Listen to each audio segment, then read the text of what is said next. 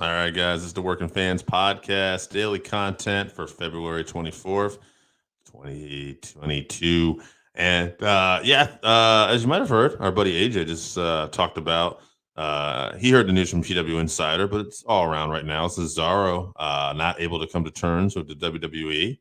So big news happening there. Also, yeah, boy, I just was at AEW Dynamite in Bridgeport last night. So I thought we'd talk a little bit about my experience and talk a little Cesaro. But first, let's check out a video, guys. Are you a fan of pro wrestling, comedy, and combat sports? Then we have the podcast for you because we cover that and much, much more.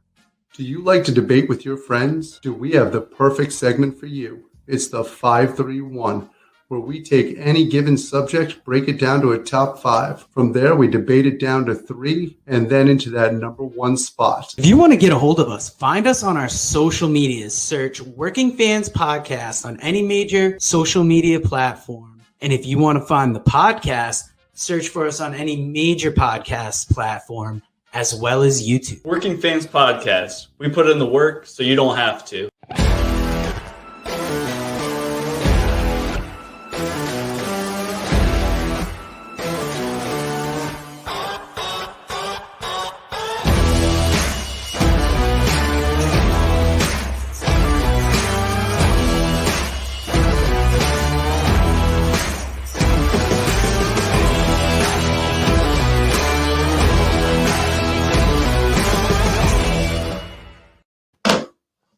All right, guys, what's going on? Yeah, so last night, your boy went to AEW Dynamite, and man, I gotta tell you, right off the bat, some of the things I thought we were just lucky enough to see it was like promo night, like MJF killing it with really what felt like a tremendous babyface promo. Actually, AJ even texted me as he was watching the show, like, this guy's going to be a hell of a babyface someday. And yeah, he is. Randy Osgood in the comments. That's right, Randy. That was a hell of a promo by MJF last night. Really made you sympathetic, which obviously isn't what you really would normally want for a heel, but I do feel like we're putting some, people are interested now. I think this created even more buzz for this match. And it really created where are we going with this? I'm excited, but I mean, MJF promo was so good. We tend to forget, like, Jericho and Kingston, like, they just ripped it up on the mic last night. AJ can't be here with us, Randy, because he's at work, but he is making TikTok videos from work, so good on him. Check that out too. I'll send you some of the links later, but or follow us on TikTok, Randy. But yeah, man, Kingston and Jericho just killed it as well. And I thought it was interesting because when Kingston and Punk went at it on the mic, as good as Punk is, I thought, man, Kingston kind of showed him up. Like, Kingston, he is just a man on the mic. And I was kind of thinking, as good as Jericho is and some of the legendary promos he is, I thought, Kingston's going to own him. No, Jericho came ready to go, and I thought was every bit as good this night. And I thought, like, Kingston really owned it in the beginning, but Jericho brought it back, and it was really like a good back and forth. That's one thing about AEW. They just have the best promo guys right now. I like Roman in WWE. I think he's good, and maybe there's some other good ones I'm just not thinking of currently. But man, I think the promos at AEW, that's where they really shine better. I mean, don't get me wrong. I always put over what great talent we have elsewhere, like MLW, New Japan, and NWA. But AEW really shines in the promo department. And also too, and yes, Randy, that Garcia Danielson match was tremendous. And wow. Great talent. Also Moxley and Danielson at the end of the night. Super excited for that match now as we get ready for that. And also, how about Buddy Matthews making his debut for AEW? Guy looks jacked.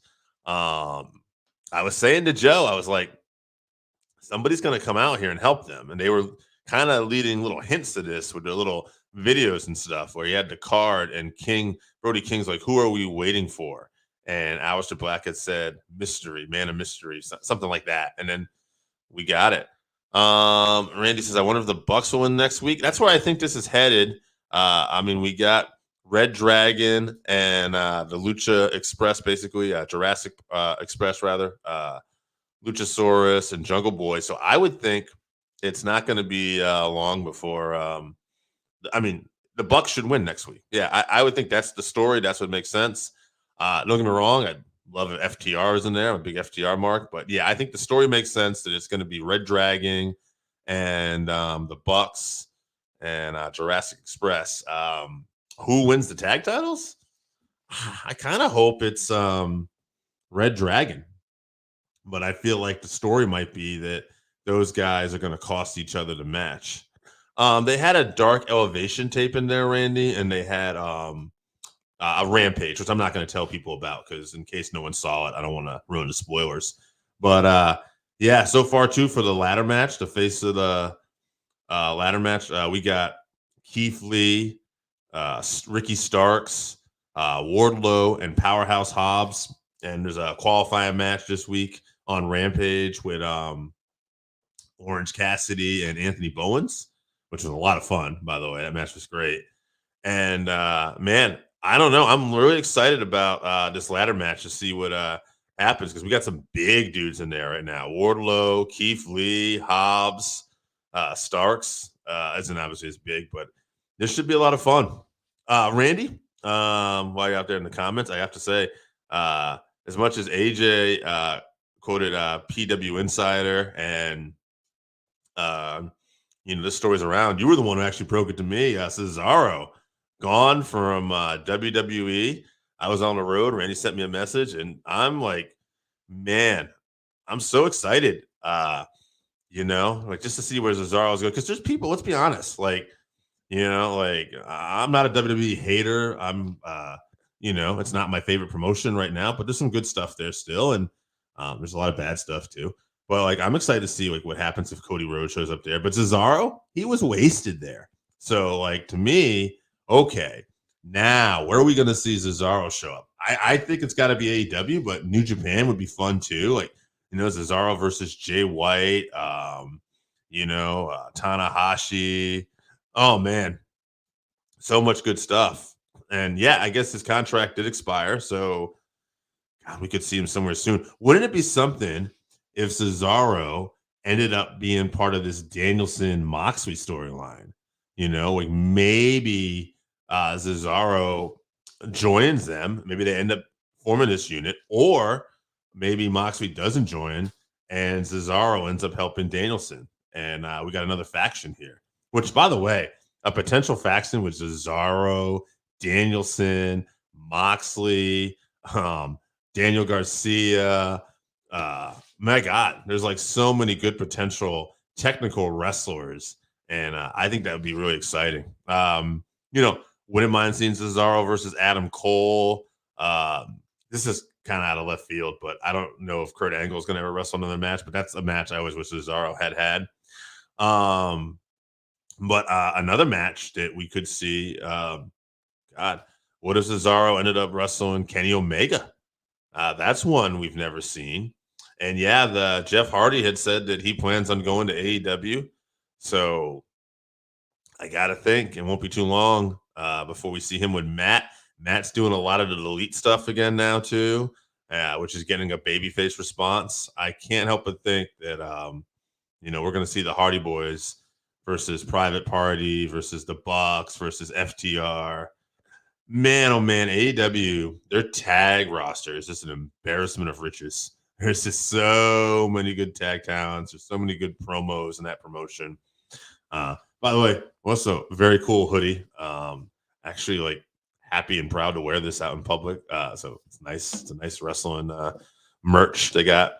But yeah. So overall, guys, great experience last night at AEW in Bridgeport. Fun show, good time, and yeah, looking forward to what Cesaro is going to do next in his career, no matter where he shows up. I do hope it's in AEW. I'd love to see him, like I said, with Mox and Danielson. I'd love to see him back in Ring of Honor for a little bit. But yeah, should be a fun time, guys. That's going to do it for today. This is Dave of the Working Fans Podcast, and we'll have more tomorrow. Thanks for tuning in, guys. Appreciate you.